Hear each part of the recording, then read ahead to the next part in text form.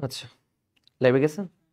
আচ্ছা, সুপ্রিয় শিক্ষার্থীবৃন্দ, সবাইকে আজকের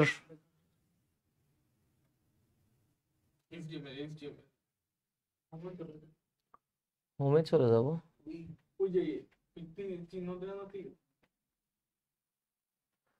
ও তাই কোন?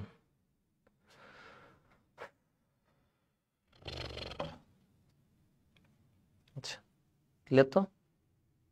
আচ্ছা, সুপ্রিয় শিক্ষার্থীবৃন্দ, সবাইকে আজকের বায়োলজি 4 নম্বর লেকচারে আবারও স্বাগতম জানাচ্ছি। আজকের আমাদের বিশেষ লাইভ ক্লাসে নতুন করে শুরু করতে যাব বায়োলজির একটি বিশেষ অধ্যায়। তোমাদের সবাইকে আগে স্বাগতম জানিয়ে ক্লাসে জয়েন করার জন্য অনুরোধ করতেছি। আমরা এখনই শুরু করতে যাব আমাদের ডি ইউনিটের জন্য যেটা আলাদা করে আয়োজন করা হয়েছে বায়োলজির বিশেষ সলভ ক্লাস এবং বলতে পারো ফুল অধ্যায়টার সার্বিক আঙ্গিক আলোচনা। আচ্ছা, তোমরা আগে সবাইকে অনুরোধ করতেছি ক্লাসে জয়েন্ট হয়ে যাও, তারপর আমরা গুটি গুটি পায়ে ক্লাসে শুরু করব। সবাই আগে ক্লাসে জয়েন্ট হয়ে যাও।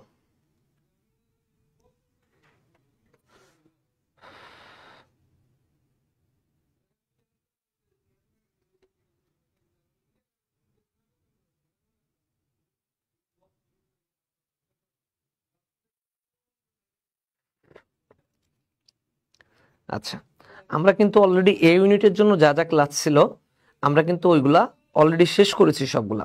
এখন আমরা শুরু করতে যাচ্ছি ডি ইউনিটের জন্য অলরেডি আমাদের 3টা ক্লাস চলে গেছে।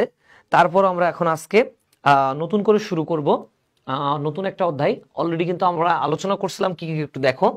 প্রথমে আমি বলে রাখি, আমরা আলোচনা করছি হচ্ছে প্রথম দিন কোষ বিভাজন নিয়ে, অর্থাৎ সেল ডিভিশন নিয়ে প্রথম আলোচনা করছি।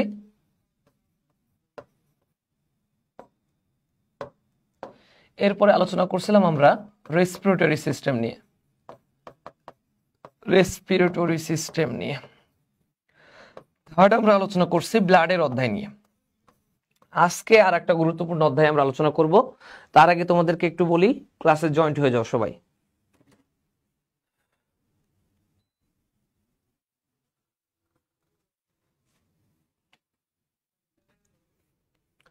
আচ্ছা, আমাদেরকে অলরেডি দেখছি আমরা ক্লাসে গুটি গুটি পাই তোমরা সবাই জয়েন্ট হচ্ছ, এবং সবাই ফ্রেন্ডদেরকে একটু মেনশন করে দাও, যেহেতু আজকের বায়োলজির একটা অন্যতম গুরুত্বপূর্ণ ক্লাস হতে যাচ্ছে। তোমাদেরকে সবাইকে প্রথমে বলতেছি খাতা কলম নিয়ে রেডি হয়ে যাও, কারণ অনেক নোট করা লাগবে। এবং অবশ্যই সবাইকে জানিয়ে দাও, যেহেতু বায়োলজির এই লেকচারগুলো কিন্তু আর রিপিট করা হবে না, কারণ তোমাদের এ ইউনিটের ক্লাস শেষ হয়ে গেছে। এ ইউনিটের পরে রিপিট করার সুযোগ ছিল এই যে ডি ইউনিটে, এরপরে কিন্তু আর কখনোই ক্লাসগুলো আর রিপিট পাবে না।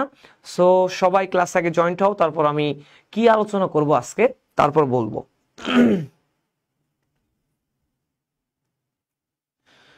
আমি দেখতে পাচ্ছি যারা এই ইউনিটে ক্লাস করছো তারাই আবার হচ্ছে আছো ডি ইউনিটে আমার ক্লাসে, তারাই যেমন তিশা আছো, মোহাম্মদ রায়হান আছো, সবাই জানিয়েছো যে আসসালামু আলাইকুম। অবশ্যই ওয়ালাইকুম আসসালাম। কেমন আছো তোমরা? আই থিঙ্ক তোমরা সবাই ভালো থাকবা। যদিও বৃষ্টি মুখর দিনে ক্লাস করতে হয়তো ভালো লাগে না, কিন্তু অবশ্যই ক্লাসটা করা এখন তোমাদের জন্য অবশ্যই জরুরি, কারণ এরপরেই তো আর সময় নাই, বলতে বলতে সময়টা চলে যাবে। গ্রুপেতেও বলা হইল না, গ্রুপে বলা হয় নাই। তোমরা জেনে রাখো, এখন থেকে বুধবারে সাধারণত রাত 9টার দিকে যে ক্লাসটা হতো আমাদের, ঠিক একইভাবে ইউনিটের যেমন ক্লাস হতো বুধবার রাত 9টায়, ঠিক একইভাবে ডি ইউনিটের জন্য স্পেশাল লাইভ ক্লাসগুলো হবে। ওকে, আচ্ছা, আজকে আমরা আলোচনা করি, চলো আমরা আজকে আলোচনা করা যাই কোন অধ্যায়টা আলোচনা করা যাই বলি দেখি।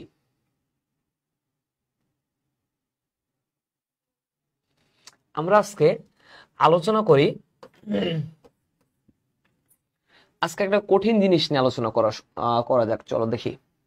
আমরা আজকে ঘাস ফড়িং নিয়ে আলোচনা শুরু করি। ঘাস ফড়িং নিয়ে আলোচনা শুরু করি, চলো। যেহেতু ঘাস ফড়িং কঠিন, আজকের দিনে কঠিন একটা অধ্যায় দিয়ে শুরু করি। ওকে, সবাইকে মেনশন করে দাও, যেহেতু ঘাস ফড়িং নিয়ে অনেক কঠিন। অনেকেই এখনো পর্যন্ত আছো তোমরা যে অনেকেই ঘাস ফড়িং বাদ দিয়ে রাখো কঠিন বলে, টোটালি সবাইকে জানাই দাও যে ঘাস ফড়িং নিয়ে গুরুত্বপূর্ণ ক্লাস হতে যাচ্ছে, সবাই গুটি গুটি পায়ে জয়েন্ট হয়ে যাও। আমি বেশিক্ষণ ক্লাস দীর্ঘায়িত করবো না, অল্প সময়ের মধ্যে শেষ করে ফেলবো তোমাদের। সো তোমরা দেরি না করে ক্লাস জয়েন করে ফেলো সবাই।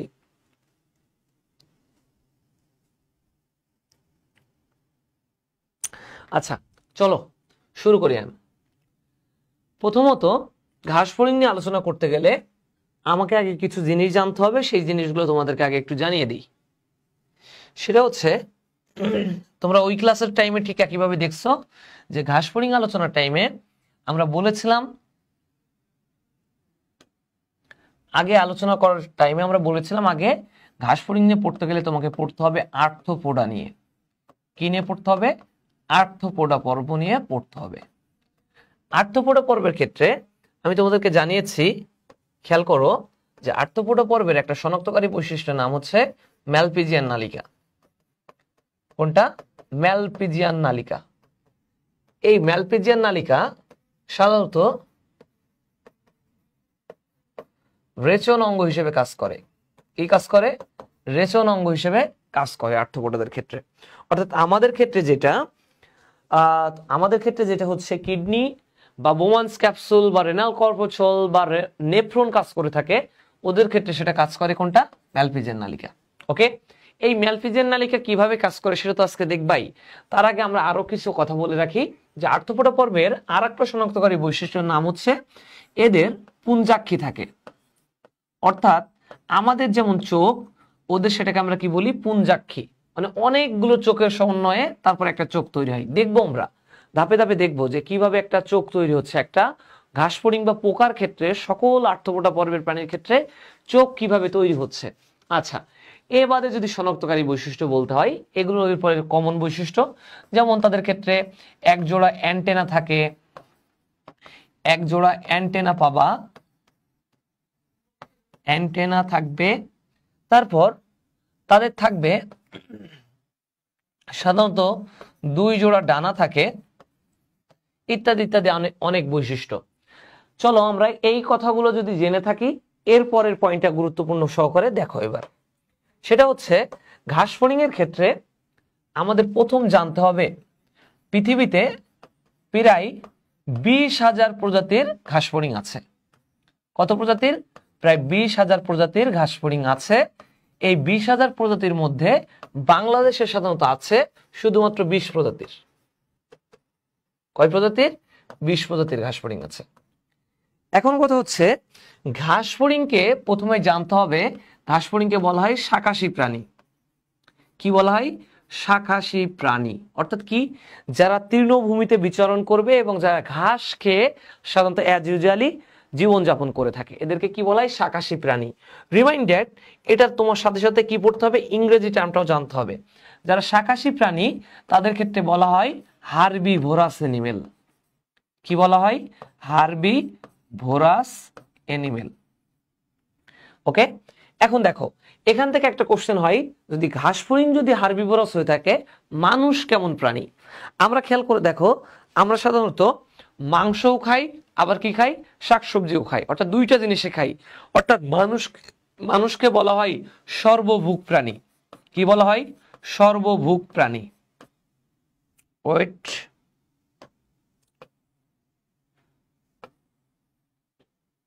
মানুষকে কি বলা হয়? দেখো, মানুষকে বলতেছি আমরা সর্বভুক প্রাণী।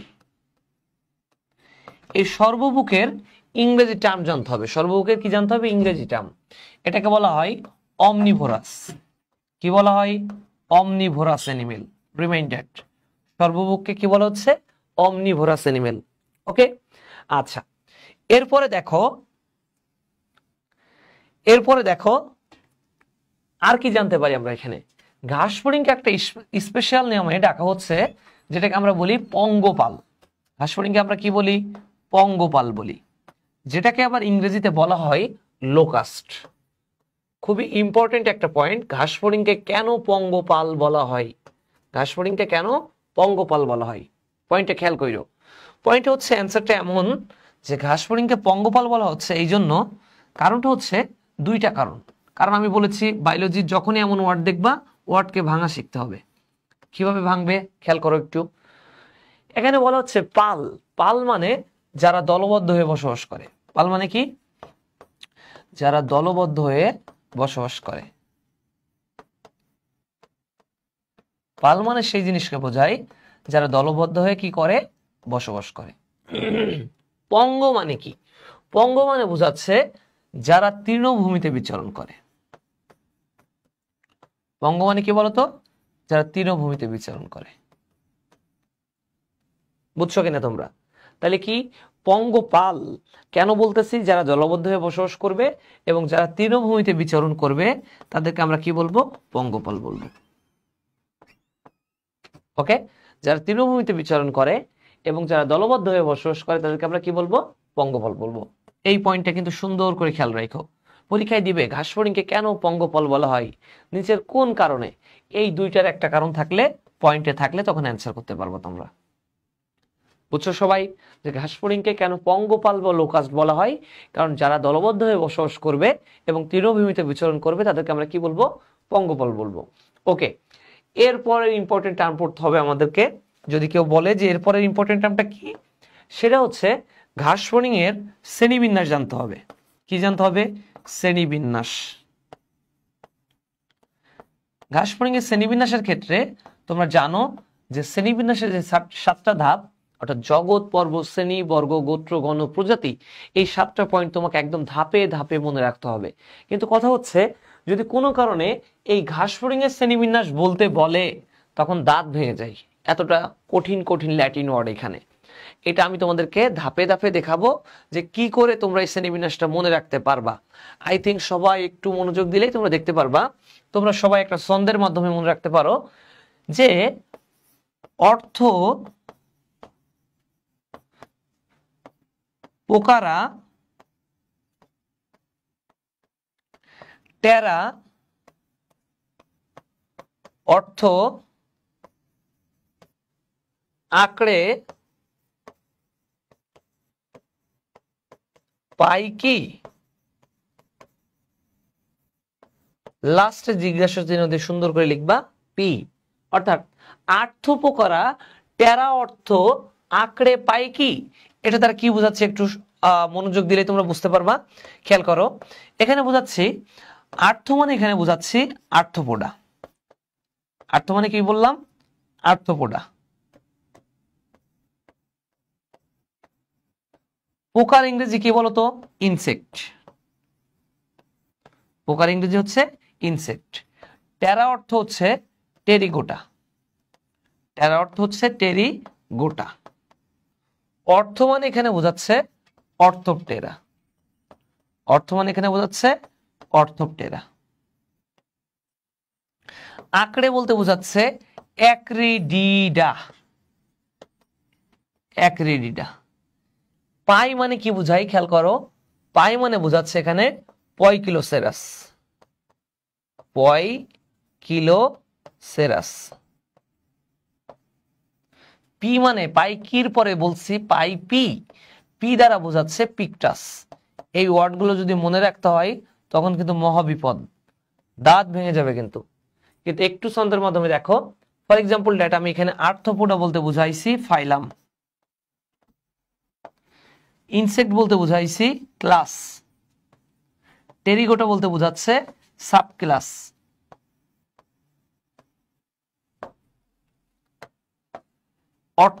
অর্থপটেরা বলতে বুঝাইছি এখানে এটা অর্ডার,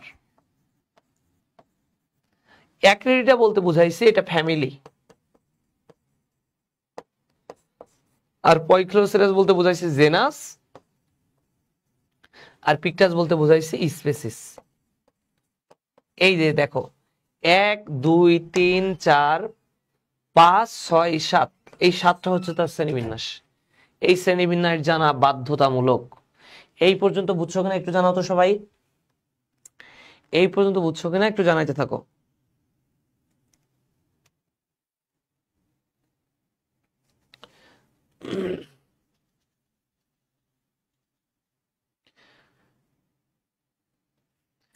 এই পর্যন্ত ক্লিয়ারলি বুঝছো কিনা একটু জানাইতে থাকো, তারপর আমরা নেক্সট আলোচনায় যাব।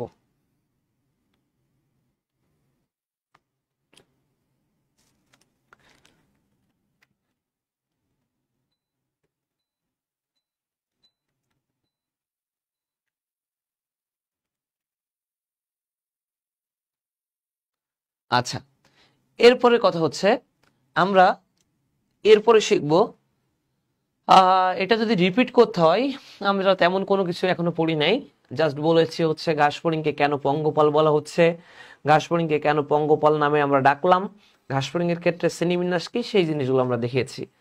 এরপরে যে পয়েন্ট আমাকে পড়তে হবে সেই পয়েন্টটা দেখো, আমরা যাই।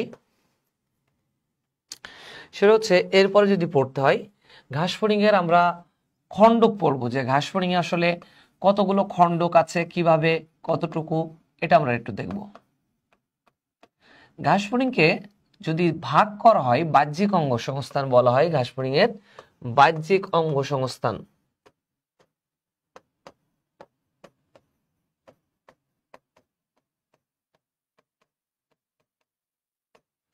ঘাসফড়িংয়ের বাহ্যিক অঙ্গ সংস্থান দেখেন আপনারা, ঘাসফড়িংয়ের বাহ্যিক অঙ্গ সংস্থান বলতে তিনটা জিনিসকে বোঝায়।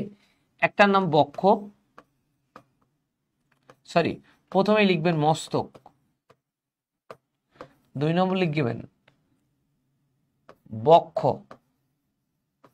থার্ড পয়েন্ট হচ্ছে উদর। থার্ড পয়েন্ট কি? উদর।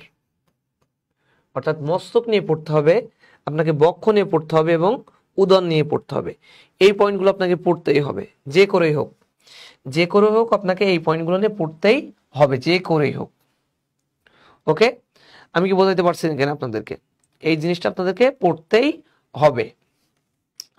আচ্ছা, এটা যদি হয়ে থাকে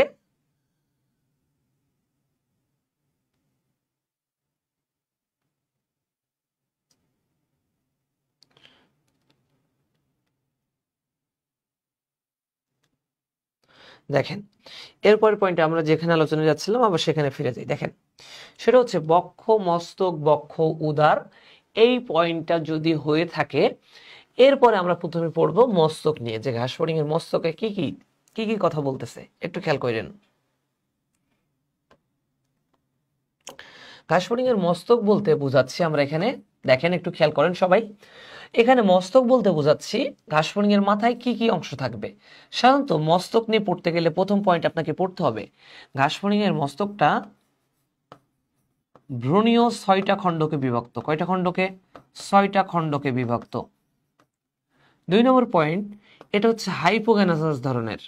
কেমন এটা? হাইপোগ্যানাথাস ধরনের। এটা দেখতে নাশপাতি আকৃতির। এটা দেখতে কেমন আকৃতির? নাশপাতি আকৃতির।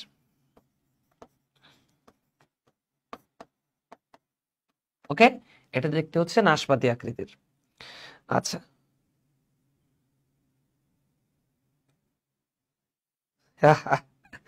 তিশা একটা দারুণ কথা বলছো ক্লাসের ভিতরে, যে আমরা মানুষের ঘাসফড়িং এর কত তথ্য মনে রাখা লাগে, অথচ ঘাসফড়িং নিজের সম্পর্কে কিছুই জানে না। আসলে দারুণ একটা কথা কইছো, এটা ভালো ইন্টারেস্টিং কথা কইছো। তাইলে আবার ভাবো মানুষ হওয়াটাই হয়তো পাপ, তাই না? আচ্ছা, আসো 4 নম্বর পয়েন্টে আসো। 4 নম্বর পয়েন্ট হচ্ছে আপনাদের এখানে পড়তে হবে ঘাসফড়িং এ যেটা মস্তক ছিল, এই মস্তকের ক্ষেত্রে একটা আবরণ আছে। এই মস্তকের ক্ষেত্রে যে আবরণ, সে আবরণটার নাম হচ্ছে হেড ক্যাপসুল। নাম হচ্ছে হেড ক্যাপসুল। এই হেড ক্যাপসুলকে আর একটা নির্দিষ্ট নামে ডাকা হয়, তার নাম হচ্ছে অ্যাপিক্রেনিয়াম। তার নাম কি? অ্যাপিক্রেনিয়াম।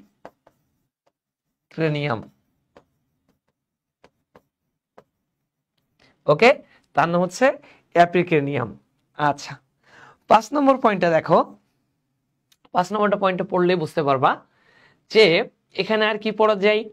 মস্তকের ক্ষেত্রে কিছু ইম্পর্টেন্ট পয়েন্ট আছে, যেমন এখানে এক জোড়া অ্যান্টেনা থাকে, এক জোড়া পুঞ্জাক্ষী থাকে, এক জোড়া পুঞ্জাক্ষী থাকে, এগুলো পড়তে হবে।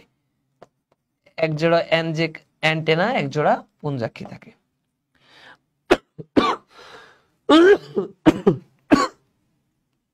আচ্ছা, কিন্তু এখানে যে জিনিসটা মোস্ট ইম্পর্টেন্ট সেটা হচ্ছে ঘাসফড়িং এর পুঞ্জাক্ষী, অর্থাৎ ঘাসফড়িং এর চোখ। এটা নিয়ে তোমাদেরকে পরীক্ষায় আসবে, এটা নিয়ে একটু কমপ্লিট করি। পুঞ্জাক্ষী বলতে আমি তোমাদের এর আগেও দেখিয়েছি, আবারও দেখাচ্ছি। ঘাসফড়িং এর পুঞ্জাক্ষীতে সাধারণত দেখো, এটাকে ভাঙলে 2টা জিনিস পাওয়া যায়। খেয়াল করো, 2টা জিনিস পাবো তোমরা এখানে। একটা দেখো পুঞ্জ, আর একটা দেখো অক্ষী। তাহলে আমরা একটু ভাঙি। ঘাসফড়িংয়ের পুঞ্জাক্ষী বা চোখ বলতে কি বোঝাচ্ছে? একটা অক্ষী আর একটা কি পুঞ্জ। তার মানে খেয়াল কইরো, অক্ষী মানে হচ্ছে চোখ, অক্ষী মানে কি চোখ, এটা নিয়ে আমার পড়ানোর কিছু নাই। আছে কি নিয়ে ব্যাখ্যা করার? পুঞ্জ নিয়ে ব্যাখ্যা করতে হবে। পুঞ্জ বলতে বোঝাচ্ছে যাদের চোখটা পিছনের দিকে থাকে। কোথায় থাকে? পিছনের দিকে। যাদের চোখ পিছনের দিকে থাকে। আর একটা পয়েন্ট আছে, এখানে এক গুচ্ছ চোখ থাকবে। কতটি? এক গুচ্ছ চোখ। বুঝছো কিনা? এক গুচ্ছ চোখ থাকবে। ওকে, তাহলে এক গুচ্ছ চোখ থাকবে এবং এখানে কি থাকবে? পুঞ্জাক্ষী থাকবে। ওকে, দেখুন এক গুচ্ছ চোখ বলতে এখানে আবার কি বোঝাচ্ছি আমরা? এই যে চোখ, এই চোখের ক্ষেত্রে এখানে ইম্পর্টেন্ট পয়েন্ট হচ্ছে, এখানে সাধারণত একটা পুঞ্জাক্ষীর ভিতরে বা একটা চোখের ভিতরে, এটাকে বলা হয় জটিল চোখ, একটা চোখের ভিতরে মিনিমাম 3টা ওসেলি থাকে। কি থাকে? 3টা ওসেলি। তার মানে একটা জটিল চোখের ভিতরে আবার 3টা সরল চোখ আছে। কয়টা সরল চোখ? 3টা। আমি কি বোঝাইতে পারছি? 3টা সরল চোখ আছে। এই সরল চোখের ভিতরে আবার 2000টি ওমাটিডিয়াম আছে। কতটি? 2000টি ওমাটিডিয়াম আছে। প্রত্যেকটা ওমাটিডিয়াম তাদেরকে দেখার জন্য সাহায্য করে। আমাদের যেমন রেটিনা দেখতে সাহায্য করতেছে, কর্নিয়া দেখতে সাহায্য করতেছে, ঠিক একইভাবে একটা ঘাসফড়িং এর ক্ষেত্রে ওমাটিডিয়াম বলে একটা জায়গা আছে যেটা তাদেরকে দেখতে সাহায্য করতেছে। বুঝছেন কিনা আপনারা? জানান। বুঝতে পেরেছেন কিনা এই পর্যন্ত জানান। আমি একটু ক্লিয়ার টানি কথাটা, তাই লিখি। একটা ঘাসফড়িং এর চোখ আমরা যেটা দেখে থাকি, এটা একটা জটিল চোখ। এই চোখের ভিতরে 3টা সরল চোখ থাকে, তার নাম হচ্ছে ওসেলি।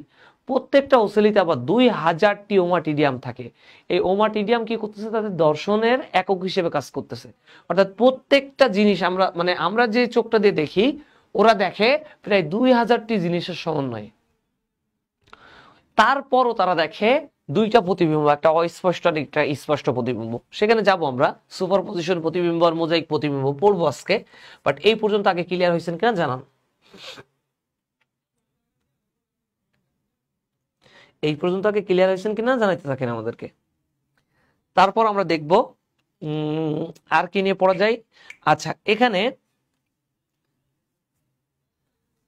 যদি আপনারা অ্যান্টেনা নিয়ে পড়েন, অ্যান্টেনা নিয়ে একটা পয়েন্ট বলি। পরের স্লাইডে যাই। ঘাসফড়িং এর যে অ্যান্টেনা, এই অ্যান্টেনার ক্ষেত্রে সাধারণত 3টা পয়েন্ট থাকে। সেটার একটা নাম হচ্ছে স্কেপ, আর একটা নাম হচ্ছে পেডিসেল, আর একটা নাম হচ্ছে ফ্লাজেলাম। এই যে ঘাসফড়িং এর ফ্লাজেলাম, এই ফ্লাজেলামটা আবার 25টা খণ্ডকে বিভক্ত। কয়টা খণ্ডকে? 25টা খণ্ডকে বিভক্ত। খুবই ইম্পর্টেন্ট একটা পয়েন্ট। আচ্ছা, এরপরে আমরা আর কি পড়তে পারি এখানে? আচ্ছা, এখানে আর না ব্যাখ্যা করাটাই বেটার। আরেকটু আছে এখানে, যেমন ম্যাকজিলা, অর্থাৎ মুখের মস্তকের এখানে কি আছে? ম্যাকজিলা আছে, মেন্ডিবল আছে, ম্যাকজিলা, মেন্ডিবল। তারপর হচ্ছে আপনার হাইপোফ্যারিংস আছে। এই ম্যাকজিলা, মেন্ডিবল, হাইপোফ্যারিংস, এইগুলোর ক্ষেত্রে আপনাদের কাজ পড়তে হবে। কি পড়তে হবে? কাজ। অর্থাৎ মুখপঙ্গ কি কাজ করতেছে আপনার বডিতে। মুখপঙ্গের কাজ কি? মুখপাঙ্গর কাজটা কি? মুখপাঙ্গর কাজ, এই পয়েন্ট আপনাদেরকে পড়তে হবে। ওকে, এটা মাথায় রেখেন, খুবই গুরুত্বপূর্ণ। মুখভঙ্গের কাছ থেকে প্রতি বছর একটা করে এমসিকিউ আসে। প্রতিটা বছর একটা করে এমসিকিউ থাকেই। সেটা কিন্তু খুব গুরুত্বপূর্ণ সহকারে দেখেন যে মুখভঙ্গের কাজ কি ঘাসফড়িং এর ক্ষেত্রে। আচ্ছা, এরপরে পড়বেন, এরপরে আপনারা কি দেখবেন বলেন? এরপরে আপনারা দেখবেন, চলেন আমরা বক্ষ যাই। ঘাসফড়িং এর বক্ষর ক্ষেত্রে কি কি পয়েন্ট পড়বেন আপনারা একটু দেখেন। সাধারণত বক্ষের ক্ষেত্রে আপনারা পড়বেন এখানে ডানা নিয়ে পড়েন। কি নিয়ে পড়েন? ডানা। ঘাসফড়িং এর ডানা। ঘাসফড়িং এর ডানা বলতে সাধারণত 2 জোড়া ডানা থাকে। কয় জোড়া? 2 জোড়া ডানা। কয় জোড়া ডানা? 2 জোড়া ডানা। ওকে, ঘাসফড়িং এর 2 জোড়া ডানা থাকে। এই ডানার ক্ষেত্রে দেখেন, আপনারা পয়েন্টগুলো বুঝছেন। 2 জোড়া ডানা থাকবে। তার মধ্যে মনে রাখবেন ঘাস ফড়িংকে উঠতে সাহায্য করে তাদের পিছনের ডানা, পিছনের ডানা তাদেরকে উঠতে সাহায্য করে। আমি বোঝাইতে পারছি কিনা আপনাদেরকে? ঘাস ফড়িং এর পিছনের ডানা তাদেরকে উঠতে সাহায্য করে। সামনের ডানার ক্ষেত্রে দেখেন প্রথম সামনের দিকে যে ডানাগুলো থাকে এই ডানাগুলো ঘাস ফড়িং এর ক্ষেত্রে ঢেকে রাখতে, ঘাস ফড়িং এর সম্পূর্ণ দেহকে ঢেকে রাখতে সাহায্য করে। এই ক্ষেত্রে মনে রাখবেন প্রথম দিকের ডানার এক জোড়া ডানাকে আমরা বলতেছি, প্রথম দিকের এক জোড়া ডানাকে বলা হয় অ্যালিট্রা। কি বলা হয়? অ্যালিট্রা। ঘাস ফড়িং এর প্রথমে এক জোড়া ডানাকে কি বলে? অ্যালিট্রা। এই অ্যালিট্রাকে যেই জিনিস আবার দেখেন, অ্যালিট্রাকে যেই জিনিস আবার কি আবৃত করে রাখে বা আপনার হচ্ছে আবরণ করে রাখে, তার নাম আবার টেগমিনা। তার নাম আবার কি? টেগমিনা। তার নাম আবার কি? টেগমিনা। অর্থাৎ এক জোড়া ডানা যেটা হচ্ছে আপনার সামনের দিকে থাকবে সেটাকে আমরা কি বলতেছি? অ্যালিট্রা। এই অ্যালিট্রাকে যে জিনিস আবার ঘিরে রাখে তার নাম হচ্ছে আবার টেগমিনা। তিশা, আপনারা যারা ক্লাস করছেন আই থিঙ্ক এইগুলো আপনাদের টাইমে বলা হয় নাই।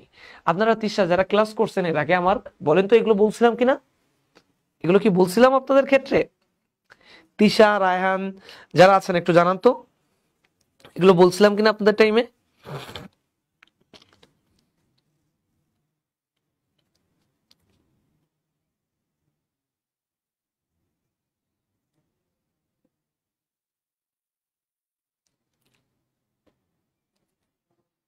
আচ্ছা, যেহেতু বলি নাই এখন দেখতে থাকেন, আপনাদের আই থিঙ্ক আপনাদের জন্য অনেক বেটার কিছু হতে যাচ্ছে।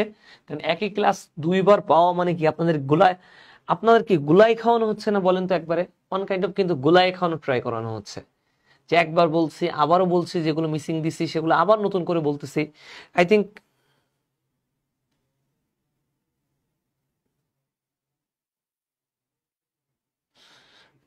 আচ্ছা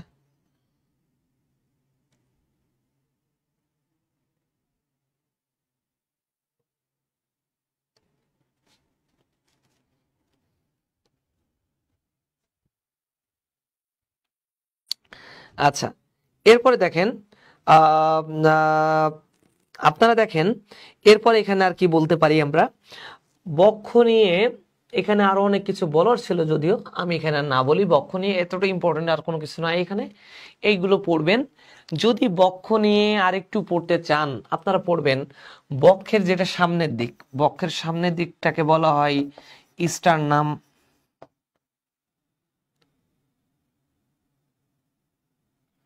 সামনের দিকে বলা হয়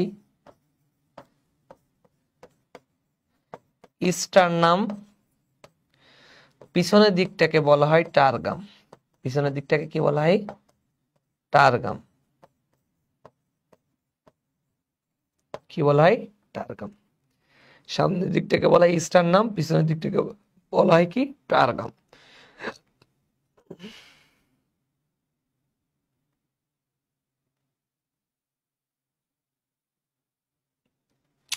বুঝছেন আপনারা এই পর্যন্ত? এই পর্যন্ত বুঝছেন কিনা একটু জানাতো আমাকে। সামনের দিকটাকে বলা হয় স্টারনাম, পিছনের দিকটাকে বলা হচ্ছে কি? টারগাম। ওকে, এবার আসেন চলেন উদরে যে ভাই, উদর। ঘাস ফড়িং এর উদর নিয়ে পড়ি। উদর, ঘাস ফড়িং এর উদরের ক্ষেত্রে আপনারা পড়বেন, দেখেন কি কি পড়বেন। উদরের ক্ষেত্রে মনে রাখবেন ঘাস ফড়িং উদর 11টি খণ্ডকে বিভক্ত। কয়টা খণ্ডকে বিভক্ত? 11টি খণ্ডকে বিভক্ত। ওকে, 11টি খণ্ডকে বিভক্ত, যার প্রথম 8 জোড়ায় কি থাকবে? প্রথম 8 জোড়ায় শ্বাসরন্ধ্র থাকে। কি থাকে? শ্বাসরন্ধ্র।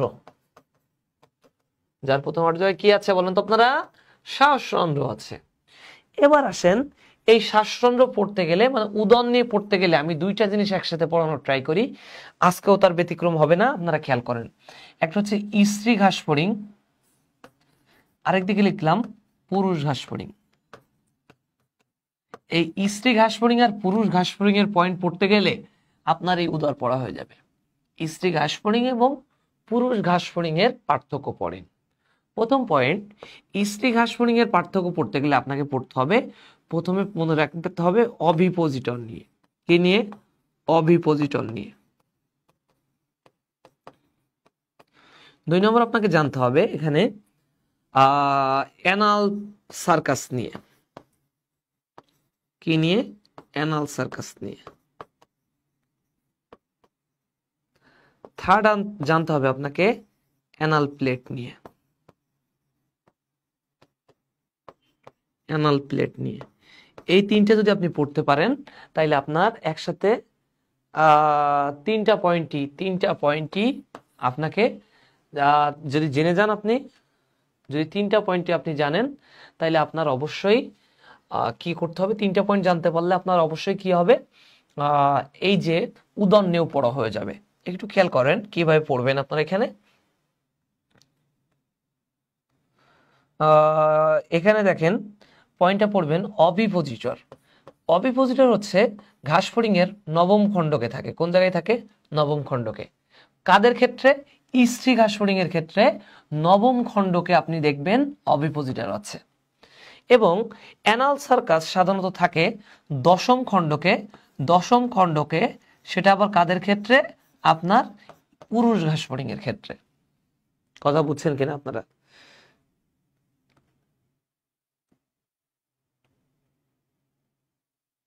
আচ্ছা মোহাম্মদ রায়হান ভাই, আপনার কাছে আমার কোশ্চেন, বলেন, আপনি তো ক্লাস করছেন আমার দীর্ঘদিন, কি মনে হয় আপনার বলেন তো? আমি আপনার উপরেই ক্লাসের এই কোশ্চেনটা ছুড়ে দিলাম। আপনি বলেন তো, আমি যতটুকু করাচ্ছি আপনার কি মনে হয় এটা কি মানে যথেষ্ট নয়? এর বাইরে কি জানা প্রয়োজন? আপনি বলেন তো। আপনি তো বই পড়বেন, আমি বলার পরে অলরেডি ক্লাস করতেছেন, আমি দেখছি দীর্ঘদিন। আপনি নিজেই বলেন তো একটু ভাইয়া, যে আমি যা করাচ্ছি এরপরে কি আপনার মনে হয় যে আর বেশি কিছু প্রয়োজন, বা বইতে আর কিছু বাকি থাকে এ বাদে? আপনি একটু বলেন তো, সিরিয়াসলি মন থেকে খুলে বলবেন, যে না বই পড়তে গিয়ে থেকেও বাইরে বেশি কিছু পড়া লাগতেছে। আপনি একটু মন থেকে খুলে বলেন, আমি তাতে খুশি হব। আপনি বলেন, আমি যা বলবেন আমি তাই মেনে নিব। যদি মনে হয় যে না ভাইয়া আরো পড়া লাগতেছে, আমি বিশ্বাস করেন আমি তাইলে আরো বেশি আপনাদের সামনে তখন তুলে ধরবো। বলেন আপনি, আপনার কাছে কোশ্চেন থাকলো আমার, আপনি বলেন, আপনি নির্ভয়ে বলেন, আমি মেনে নিব। আপনি যেটা বলবেন আমি সেটা মেনে নিব। বলেন।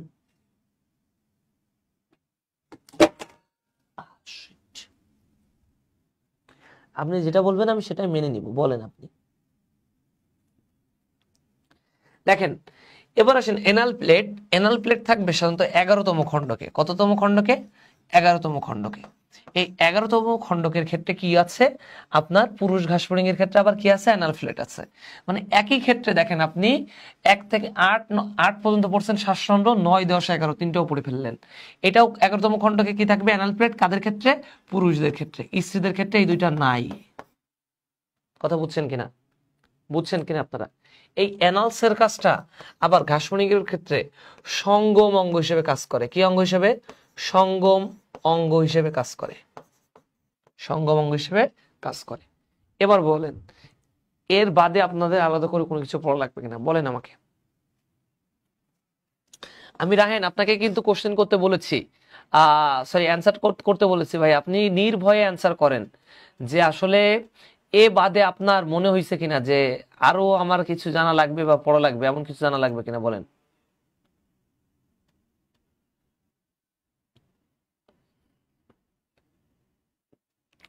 ভাইয়া যথেষ্ট, বাট ভয় লাগে, সেই জন্যই বললাম। এটা শেষ সুযোগ তো ভাইয়া।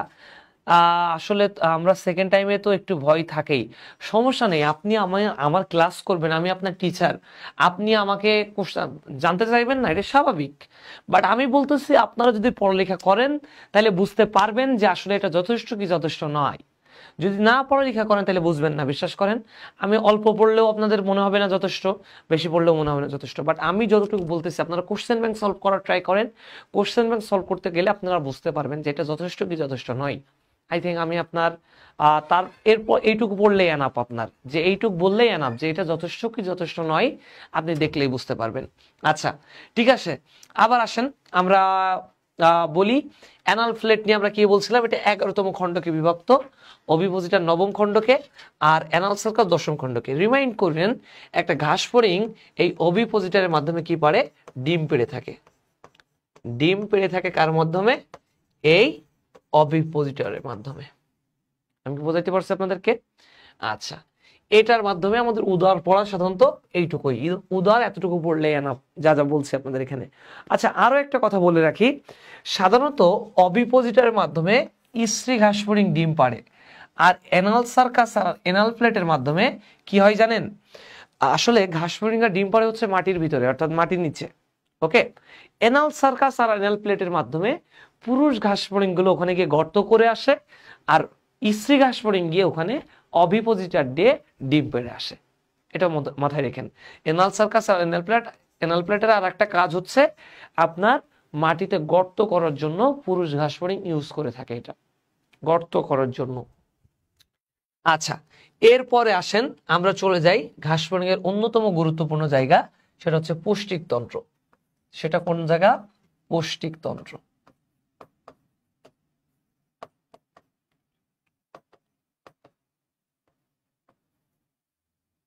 পৌষ্টিক তন্ত্র। আচ্ছা, পৌষ্টিক তন্ত্রের ক্ষেত্রে আসেন আমরা আর একটা গুরুত্বপূর্ণ পয়েন্টে যাই। পৌষ্টিক তন্ত্রের ক্ষেত্রে আমরা এখানে দেখব পৌষ্টিকতন্ত্র মানে বোঝেনই তো, যে সাধারণত পৌষ্টিকতন্ত্র বলতে বোঝায় কি, যেটার মাধ্যমে আপনার পরিপাক হচ্ছে সেটার নাম কি? পৌষ্টিকতন্ত্র। পৌষ্টিকতন্ত্রকে দুই ভাগে ভাগ করা যায়। একটা নাম হচ্ছে পৌষ্টিক নালিকা,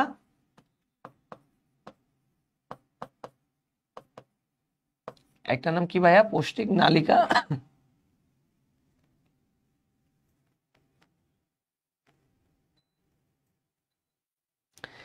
একটা নাম হচ্ছে পৌষ্টিক নালিকা আর একটা নাম হচ্ছে পৌষ্টিক গ্রন্থি। নাম কি? পৌষ্টিক গ্রন্থি। ওকে, একটা নাম পৌষ্টিক নালিকা আর একটা পৌষ্টিক গ্রন্থি। আমরা এখন প্রথমত পড়বো পৌষ্টিক নালিকা নিয়ে। ঘাস ফড়িং এর পৌষ্টিক নালিকা সাধারণত তিনটা জিনিস নিয়ে তৈরি। প্রথম জিনিসটার নাম ইস্ট্রোমোডিয়াম। নাম কি? ইস্ট্রোমোডিয়াম। দুই নম্বরটার নাম হচ্ছে মেসেন্টেরন। মেসেন্টেরন। লাস্ট পয়েন্ট হচ্ছে আপনারা এখান থেকে পড়বেন প্রোক্টোডিয়াম। প্রোক্টোডিয়াম।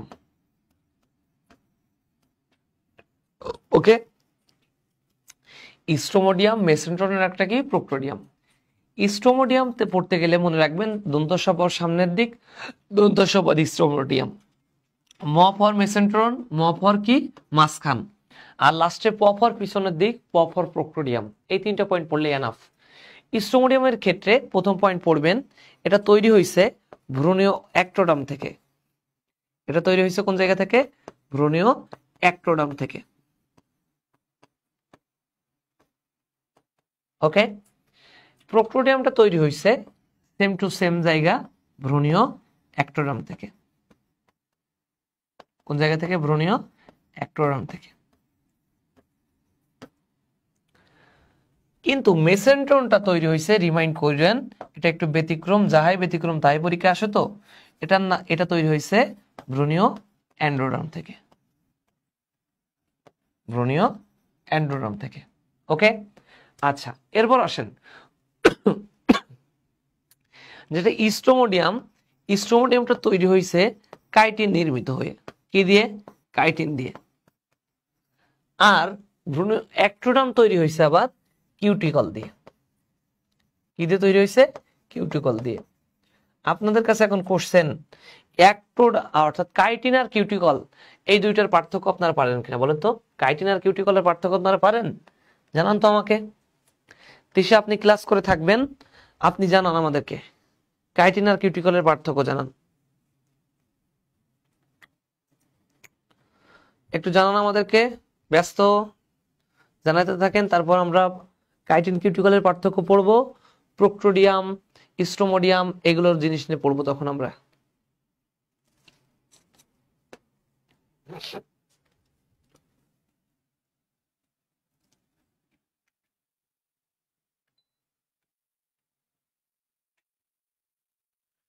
দেখেন, কাইটিন আর কিউটিকল নিয়ে আমরা একটু পড়ি।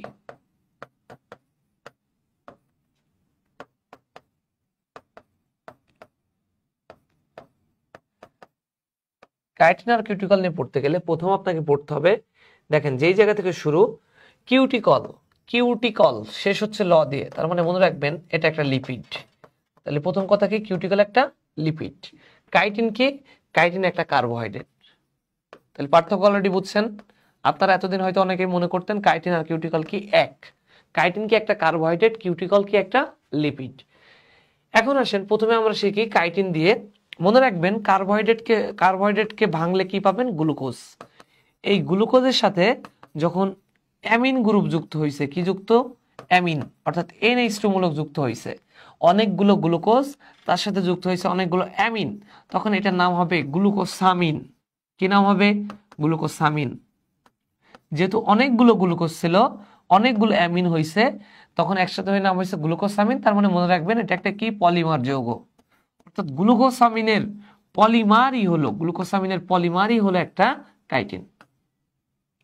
গ্লুকোসামিনের পলিমার কি? একটা কাইটিন। আর কিউটিকলের ক্ষেত্রে লিপিড কি?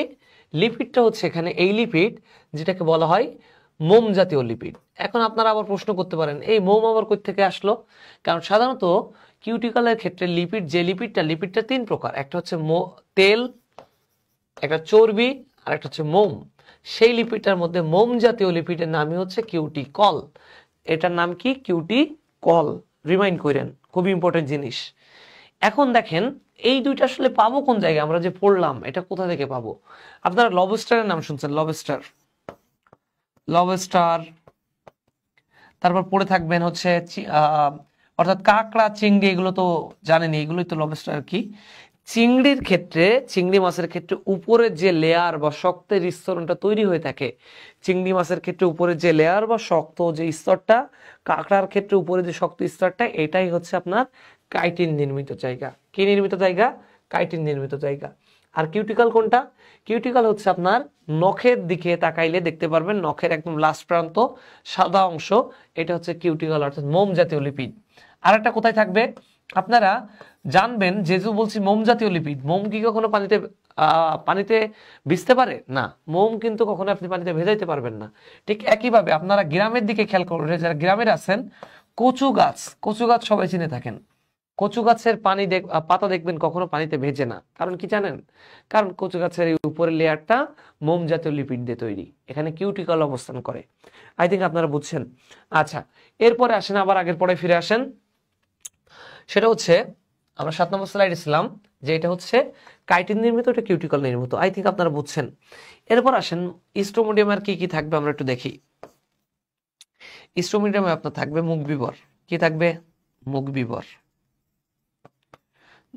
4 নম্বর থাকবে গলবিল, এখানে থাকবে হচ্ছে গলবিল। 5 নম্বর থাকবে আপনার এখানে কুরফ। 6 নম্বর থাকবে গিজার্ট। আচ্ছা, এখানে আরেকটা পয়েন্ট অ্যাড করতে পারেন। এখানে 5 নম্বরে এটা 6, এটা 7, এটার ক্ষেত্রে আপনি এখানে অ্যাড করতে পারেন গ্রাসনালী, যেটাকে আমরা অন্ননালী বলি, এদেরকে বলতে পারবেন এটাকে কি নালী? গ্রাসনালী। আচ্ছা, এই পয়েন্টগুলো পড়লে এনাফ। আপনি মেসেন্ট্রনের ক্ষেত্রে দেখুন পড়বেন, মেসেন্ট্রনের ক্ষেত্রে কি কি পয়েন্ট পড়বেন একটু খেয়াল করেন। ব্রুনীয় মেসেন্ট্রনের ক্ষেত্রে মনে রাখবেন, মেসেন্ট্রন মানে হচ্ছে পাকস্থলী। ঘাসফড়িংয়ের পাকস্থলী বলা হয় কাকে? ঘাসফড়িংয়ের পাকস্থলী বলা হয় আপনার এই মেসেন্ট্রনকে। ঘাসফড়িংয়ের পাকস্থলী বলতে মেসেন্ট্রনকে বুঝবেন।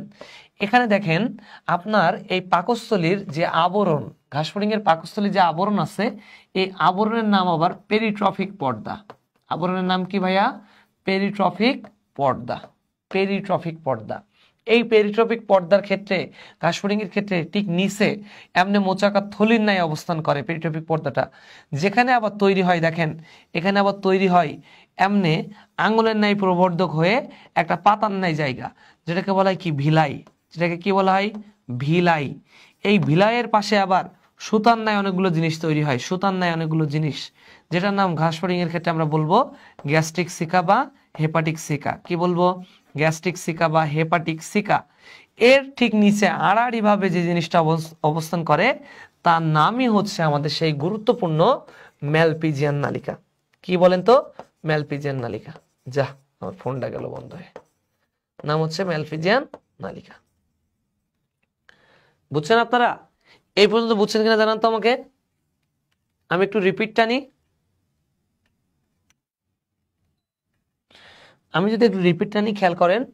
আমরা বলছিলাম এখানে কি আছে? মেসেন্ট্রন ভ্রূণীয় এন্ডোডার্ম থেকে তৈরি হয়েছে, যেটার ক্ষেত্রে আপনারা বললাম এখানে কি পাকস্থলী থাকবে। পাকস্থলীর ক্ষেত্রে যে আবরণ থাকে, সে আবরণটার নাম কি বলেন তো?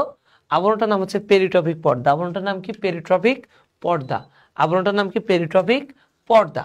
এটা ঠিক নিচে মোচাকার থলির ন্যায় অবস্থান করে, যেখানে আস্তে আস্তে এমনি অগ্নাশয় থেকে অগ্নাশয়ের মতো এখানে কি তৈরি করে আপনার এইভাবে আপনার হচ্ছে তৈরি হচ্ছে এখানে আঙুলের ন্যায় প্রবর্ধক, যেটাকে আমরা কি বলতেছি ভিলাই। ভিলাইয়ের নিচে দেখেন এমনি সুতার ন্যায় যে জিনিসটি আছে তার নাম হচ্ছে গ্যাস্ট্রিক সিকা বা হেপাটিক সিকা, যেখানে আড়াআড়ি ভাবে আর একটা জিনিস তৈরি করে বা অবস্থান করে তার নাম ম্যালফিজিয়া নালিকা। এই পর্যন্ত পড়লে আপনার পৌষ্টিকতন্ত্র শেষ। এই পর্যন্ত পড়বেন তা পৌষ্টিকতন্ত্র আপনার শেষ। এবার পড়তে হবে আপনার পৌষ্টিকতন্ত্র, সরি আর একটা পয়েন্ট যেহেতু বাকি আছে এটা একটু বলি। প্রোক্টোডিয়ামে থাকে তিনটা জিনিস, অর্থাৎ ইকরির পা, জাস্ট মনে রাখবেন আপনারা ইকরির পা। What is the meaning of ইকরির পা? হর্ষই মানে এখানে বোঝাচ্ছে ইলিয়াম, আপনি এখানে ক দ্বারা বোঝাচ্ছি কোলন, র দ্বারা বোঝাচ্ছি রেকটাম, প দ্বারা বোঝাচ্ছি পায়ুছিদ্র। এই পর্যন্ত পড়লে আপনার ঘাসফড়িং এর পৌষ্টিকতন্ত্র শেষ। এই পর্যন্ত বুঝছেন কিনা আগে বলেন, এই পর্যন্ত বুঝছেন কিনা একটু দেখেন আপনারা সবাই। 30 সেকেন্ড টাইম দিলাম, এইটুকু একটু দেখে নেন।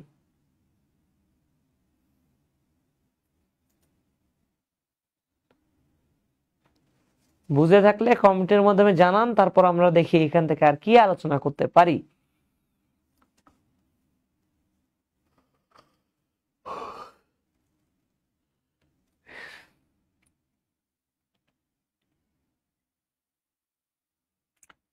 পৌষ্টিকতন্ত্র কিন্তু পরীক্ষার ক্ষেত্রে খুবই গুরুত্বপূর্ণ একটা পয়েন্ট। যদি দুইটা পয়েন্ট হয়ে থাকে তার মধ্যে একটা কি পৌষ্টিকতন্ত্র। এরপরে দেখেন পৌষ্টিকতন্ত্রের আর একটা লাস্ট পয়েন্ট আমি ব্যাখ্যা করে দিই। ঘাসফড়িং এর পরিপাকের জন্য আপনার এনজাইম লাগবে 8টা। কয়টা? 8টা। এটা কোন কোন জায়গায় থাকে? এই 8টা এনজাইম থাকে মুখে কি থাকে কিছু এনজাইম, আর আপনার পাকস্থলীতে থাকে কিছু এনজাইম। পাকস্থলীতে থাকে কিছু এনজাইম। কিভাবে মনে রাখবেন? মনে রাখবেন মুখে থাকে আক্কাস এনজাইম, আর পাকস্থলীতে থাকে লাটিম এনজাইম। কিভাবে আমি একটু দেখাই, খেয়াল করেন। আক্কাস দ্বারা এখানে বোঝাচ্ছে আ ফর অ্যামাইলেজ, আ ফর কি? অ্যামাইলেজ। ক ফর কাইটিনেস, ক ফর কি বলেন তো? কাইটিনেস। দন্তস ফর সুক্রেজ, দন্তস ফর কি বোঝাচ্ছে এখানে? সুক্রেজ। এবার আসেন পাকস্থলীতে কি থাকতেছে? পাকস্থলীতে থাকতেছে লাটিম।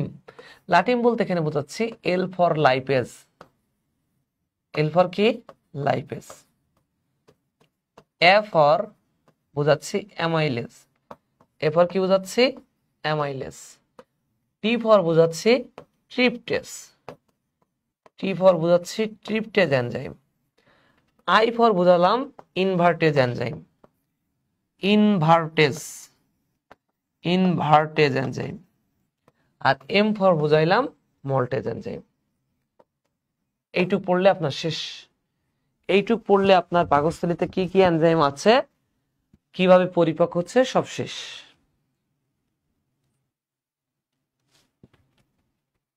এইটুক ক্লিয়ার হয়েছেন কিনা জানান তো?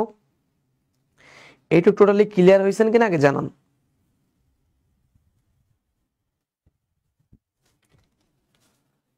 এরপর আসেন ঘাসফড়িং এর রক্ত নিয়ে একটু কথা বলি।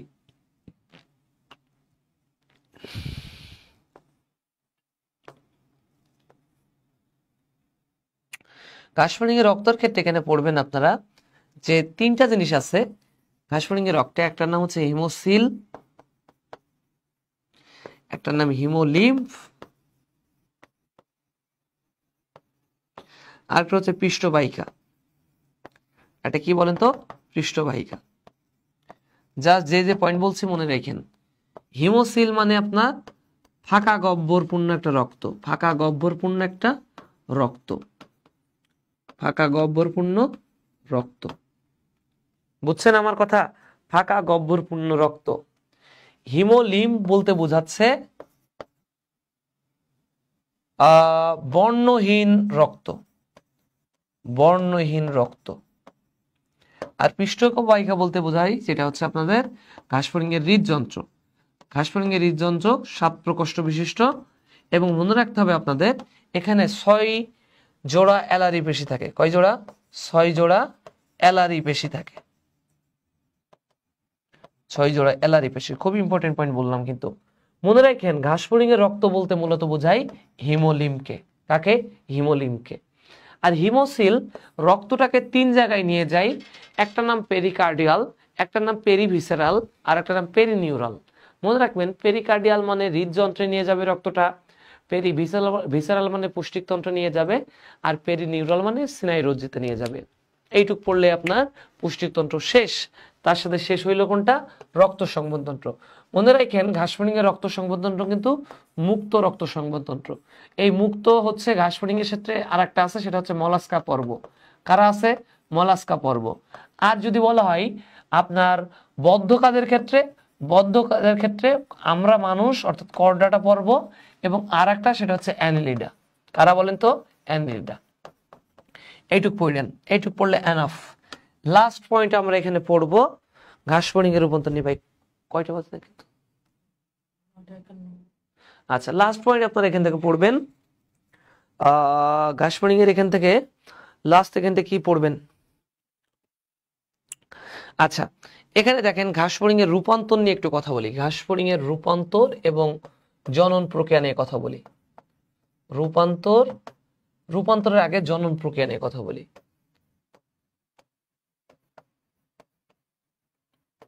খেয়াল করেন, জনন প্রক্রিয়া নিয়ে আমরা বলতেছি ঘাসফড়িং এর জনন প্রক্রিয়ার ক্ষেত্রে সাধারণত গ্রীষ্মের শেষ দিকে জননটা শুরু হয়, গ্রীষ্মের শেষ দিকে অর্থাৎ শেষের দিকে। এবং গ্রীষ্মের শেষের দিকে জনন শুরু হয়, এবং এরা সাধারণত ঘাসফড়িং এর ডিম যেটা সেটা হচ্ছে সেন্ট্রোলেসিথাল ধরনের। কেমন ধরনের? সেন্ট্রোলেসিথাল। মানে সেন্ট্রোলেসিথাল মানে বোঝেন যে কুসুমটা সাধারণত ডিমের মাঝখানে থাকে, তাদেরকে বলা হয় কি? সেন্ট্রোলেসিথাল ধরনের। সেন্ট্রোলেসিথাল ধরনের ক্ষেত্রে আর একটা পয়েন্ট মনে রাখবেন যে ঘাসফড়িং সাধারণত 10টি গুচ্ছে, কতটি গুচ্ছে? 10টি গুচ্ছে 200টি ডিম পারবে। কয়টি ডিম পারবে? 200টি। ঘাসফড়িং 10টি গুচ্ছে 200টি ডিম পারে। থার্ড পয়েন্ট, এদের শীতকালে, ঘাসফড়িং এর শীতকালে পরিস্ফুটন বন্ধ থাকে। ঘাসফড়িং শীতকালে কি থাকে? পরিস্ফুটন বন্ধ থাকে, পরিস্ফুটন বন্ধ থাকে। যেই টাইমটাকে বলা হয় ডায়াপজ। যে টাইমটাকে কি বলবেন আপনারা? ডায়াপজ বলবেন। খুব 3টা পয়েন্ট বললাম, খুব important point, so much important point. ঘাসফড়িং এর ক্ষেত্রে জনন প্রক্রিয়ার ক্ষেত্রে যে 3টা বললাম খুব ইম্পর্টেন্ট। এটা হচ্ছে সেন্ট্রোলেসিথাল ধরনের কথা বললাম, গ্রীষ্মের শেষ দিকে জনন প্রক্রিয়াটা শুরু হয়, 10টি গুচ্ছে 200টি ডিম পারে, শীতকালে এদের পরিস্ফুটন বন্ধ থাকে, যেটাকে আমরা বলতেছি কি? ডায়াপজ। পরীক্ষায় এই 3টার মধ্যে একটা পয়েন্ট পরীক্ষা এসে বসে আছে, শিওর থাকেন। 3টার মধ্যে একটা পরীক্ষা এসে বসে আছে, শিওর। রূপান্তর দেখেন, সাধারণত পৃথিবীতে যারা পোকার ক্ষেত্রে 4টা পয়েন্ট আছে। প্রথম পয়েন্টের নাম ডিম, তারপরেরটার নাম লার্ভা, তারপরেরটার নাম হচ্ছে পিউপা, তারপরের নামটা হচ্ছে ইমোগা। অর্থাৎ এই 4টা পয়েন্ট যারা মানবে তাদের রূপান্তরটা হচ্ছে সম্পূর্ণ রূপান্তর। কি বলবো? তাদের রূপান্তরটাকে বলা হয় সম্পূর্ণ রূপান্তর। কিন্তু এই 4টা পয়েন্ট যারা মানবে না তাদেরকে বলা হয় অসম্পূর্ণ রূপান্তর। তাদেরকে কি বলা হয়? অসম্পূর্ণ রূপান্তর। ঘাসফড়িং এই 4টা পয়েন্ট মানে না, অর্থাৎ ডিম, লার্ভা, পিউপা, ইমোগা। ওদের ক্ষেত্রে দেখা যায় সুন্দর ডিম, পিউপা, ইমোগা, লার্ভা দেখা যায় না। তাহলে এই 4টার মধ্যে 3টা মানে, তাদেরকে বলা হয় অসম্পূর্ণ রূপান্তর। তাদেরকে কি বলা হয়? অসম্পূর্ণ রূপান্তর। পরীক্ষা এসে বসে আছে। তাহলে এই 4টা মানলে সেটা হচ্ছে সম্পূর্ণ রূপান্তর, না মানলে অসম্পূর্ণ রূপান্তর। আপনারা সাধারণত ঘাসফড়িং নিয়ে এই পর্যন্তই পড়বেন, এর বাইরে কোনো কিছু পড়বেন না। আমি আবার বলে দিই, এইগুলোই পড়বেন। আরেকটু যদি একটু বেশি পড়তে চান, যারা একটু বেশি পড়তে চান তাদের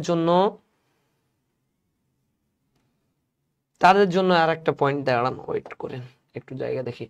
তাদের ক্ষেত্রে আর কি পড়বেন আমি একটু ব্যাখ্যা করে দিই আপনাদেরকে। তাদের ক্ষেত্রে আর পড়বেন আপনারা ঘাসফড়িং এর দর্শন এককগুলো পড়বেন, দর্শন একক। ফর এক্সাম্পল ড্যাট আমি একটু ব্যাখ্যা করে দিতে চাই। যদি যেমন কর্নিয়াজেন কোষ, এটা হচ্ছে ঘাসফড়িং এর লেন্সের মতো কাজ করে। কর্নিয়া যখন কোষে কতগুলো কোষ থাকবে এটা পড়বেন। যেমন ঘাসফড়িং এর র্যাবডোম, ঘাসফড়িং এর ক্ষেত্রে কি বললাম, র্যাবডোম। আমাদের ক্ষেত্রে যেমন রেটিনা থাকে, ঘাসফড়িং এর ক্ষেত্রে কি থাকে, র্যাবডোম। আমাদের দর্শন, আমাদের প্রতিবিম্ব তৈরি হয় কোথায়, দর্শন বা যেটা দেখি এটার ক্ষেত্রে প্রতিবিম্ব তৈরি হয় রেটিনাতে, ঘাসফড়িং এর ক্ষেত্রে প্রতিবিম্ব তৈরি হয় র্যাবডোমে। এগুলো একটু পড়বেন। র্যাবডোম কোন জায়গা তৈরি করতেছে, আপনার কর্নিয়াজেন কোষ তৈরি করতেছে, এগুলো একটু দেখবেন। কোথায় প্রতিবিম্ব তৈরি হয়, কর্নিয়াজেন কোষে কতগুলো কোষ আছে, এটা কি কাজ করতেছে, জাস্ট ওইটা দেখবেন। আর সুপারপজিশন প্রতিবিম্ব আর অ্যাপোজিশন প্রতিবিম্ব নিয়ে দুইটা পয়েন্ট বলে দিই। সুপারপজিশন প্রতিবিম্ব বলতে বোঝাচ্ছে ঘাসফড়িং এর ক্ষেত্রে যেখানে দুই দিক থেকে আলো পড়ে, দুই দিক থেকে আলো পড়লে সেটাকে বলা হয় সুপারপজিশন প্রতিবিম্ব। এটার নাম সুপারপজিশন হলেও এখানে ঘাসফড়িং দেখে অস্পষ্ট, এটার মাধ্যমে দেখে কি অস্পষ্ট। আর একটা আছে মোজাইক প্রতিবিম্ব, নাম কি, মোজাইক প্রতিবিম্ব। এক্ষেত্রে ঘাসফড়িং এর ক্ষেত্রে একদিক থেকে ঘাসফড়িং এর চোখে একদিক থেকে আলো পড়ে এবং এক্ষেত্রে ঘাসফড়িং এর যে প্রতিবিম্বটা তৈরি হয় এটা হচ্ছে সুস্পষ্ট প্রতিবিম্ব তৈরি হবে। এই পয়েন্টগুলো পড়লেই ঘাসফড়িং নিয়ে আপনাদের আর কোনো টেনশন নাই। ফুল ঘাসফড়িং থেকে এ ব্যতীত আর একটা সিঙ্গেল কোশ্চেন এখান থেকে বাইরে থেকে কোশ্চেন হবে না। আমি কি বোঝাইতে পারছি আপনাদেরকে? সম্পূর্ণ ক্লাস বুঝছেন কিনা, কোনো কোশ্চেন আছে কিনা জানাইতে থাকেন। আমার ফোন অফ হয়ে গেছে, আমি কম্পিউটারে দেখতেছি, আপনারা জানাইতে থাকেন। ওই এই করে সব আছে গ্রুপে, 20-25 জন করে, 2-3 জনই এই যারা করতেছে এরাই। এটা গ্রুপে বলা হয়, ডাইরেক্টলি বলা হয়। এই যে আমি বলতেছি শুনতেছেন না, ওরা কোনো ব্যাপার না। কিন্তু কাহিনী আছে ভাই, কাহিনীটা হচ্ছে আপনার ক্লাস দেখে আবার, কারণ যে রিস্ক যায় না, দেখলে তো আর রিস্ক যায় না। দেখেন ক্লাস শেষে 2-3 ঘন্টা পরে দেখা যাচ্ছে আবার 177, 200 এমন কাছাকাছি। হ্যাঁ, ক্লাস নিয়েও ভালো লাগে না, এটা হচ্ছে সত্য কথা। আচ্ছা, এই পর্যন্ত আপনাদের থাকলো ক্লাসটা। আপনাদের ঘাসফড়িং নিয়ে যদি কোনো কোশ্চেন থাকে আপনারা করতে পারেন। আমার মনে হয় না এরপরে কোনো কোশ্চেন থাকবে, যদিও যদি থেকে থাকে আই থিঙ্ক আপনারা গ্রুপে জানাইতে পারেন বা আমাকে জানাইতে পারেন, আমি সমাধান করার চেষ্টা করব। শেষ পর্যন্ত এখান থেকে এই পর্যন্ত জানাচ্ছি। ভালো থাকেন, সুস্থ থাকেন। আবার নতুন কোনো একটা ক্লাসে, লাইভ ক্লাসে দেখা হবে। আপনারা শেষ পর্যন্ত পড়াটা কমপ্লিট করেন। পড়া যদি কমপ্লিট না করেন এরপরে কিন্তু আর কোনো কিছু করার থাকবে না। এটা যেহেতু লাস্ট টাইম আপনাদের, এরপরে কিন্তু কোনো রিপিট ক্লাস হবে না। সো আপনারা যে করেই হোক আপনারা পড়াটা কমপ্লিট করবেন। ভালো থাকেন, সুস্থ থাকেন। আল্লাহ হাফেজ, আসসালামু আলাইকুম।